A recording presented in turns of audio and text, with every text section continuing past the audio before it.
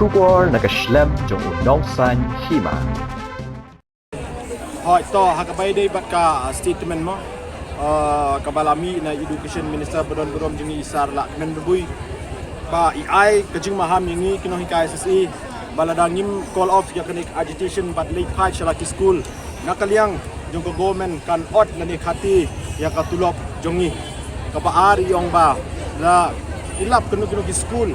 ki khang lani kimchim action itu kino hikai ke bawan saka protest nakaliang jong ko government kan withdraw yakni ka scheme SSA na dito di school tingi na kaniang jongi ngila hadin manyo iya ka to ka statement ngila penlong ya ka meeting ka bakirki hagari kejaka pada kawe ka sur ngila shim ya karai ba ngidawa ba education minister uday ban panmap mardor lashay uday ban panmap mardor lashay hakabay day ban kani ka statement ka ban nakaliang jongu penmi balada umla banle kunta kadai ka jingpen bor jong ka sarkar jela yangi Paro khatar hajar sanspa sapoi mut kino hikai SSE bangin le ya ka mass resignation katung ka jing skutu kejonga kejungpi baladang le ya ka mass resignation ka elementary education system hapo ka jela Meghalaya jungi kan collapse balada kalong kumta ka jing bakli kadai jong ka state government kli kejungpi ma ba kadai ka 90:10 funding pattern nga syukwa ban pensyaya education minister kabun ka ba ikren meni isu kren tang hasun claim ki fax pi kan 90:10 kadai ka funding share ka sharing pattern ka ba for the whole project lani the whole proposal 90:10 as far as salary matter is concerned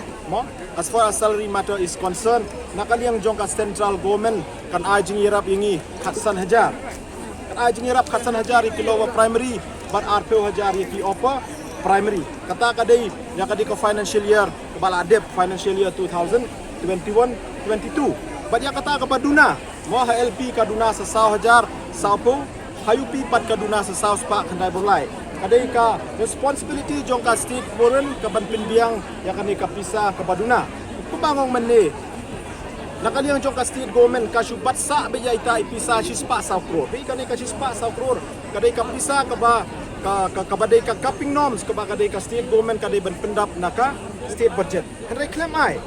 kat bawan kapisa na central government susiu be tang ya kata but ai tang ya ka 10% nak ta kadaw ngi kendo jke hadukan ni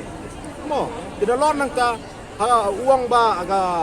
ba ka nakaliang jong ka central government kampat palay ya kata kapisa mo naman ta kanai ka current financial year kacingkeli ka bangi bu yo education minister balay ba umnot bu jingkeli ya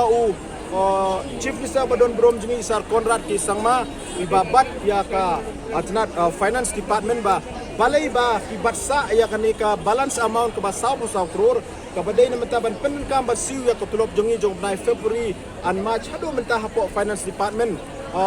balai ba ki claim pelai syapo education department kalau concern shisha ya ka jingi kino hikai